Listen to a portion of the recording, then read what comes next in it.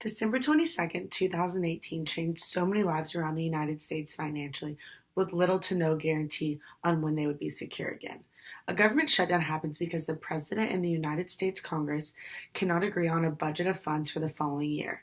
In 2018, this happened because the government could not come to an agreement on the financial support to build a wall between the United States and Mexico border.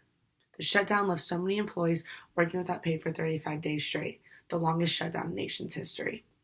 Today I'm going to discuss why it was shut down, who it affected, and how it affected them. The government shut down from December 22nd, 2018 to January 25th, 2019 because United States Congress failed to appropriate funds for 9 federal agencies. It took 35 days because Trump refused to sign off on the budget until he had funds to start building a wall between the United States and Mexico border. On January 25th, 2019, Trump signed a bill funding the government for 3 more weeks while they negotiated the funds and plans for the border. Finally, on February 12th, 2019, $1.375 billion was approved for 55 miles of fencing and border security. The shutdown affected many government employees, including airport security, FBI agents, public health, air traffic, and even national park and museum employees. According to Kimberly Amino of the Balance on Government Shutdowns, 420,000 critical employees kept working without pay, and 380 government employees were sent home without pay. Since the government shutdown, it left hundreds of thousands of people working for no pay. They had to continue to work to secure their jobs, but that meant no money to pay bills or even provide for their families. Many of these employees had to look for part-time jobs because they did not have the money to pay for bills.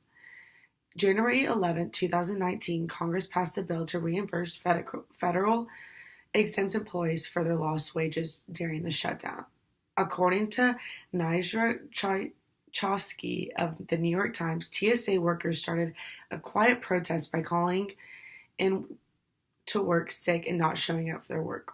Public health workers were leaving the research labs empty, and the FDA stopped their routine inspections of seafood, vegetables, and so forth. The government shutdown left the employees very scared and angry, not knowing when they would be reimbursed for their time and money.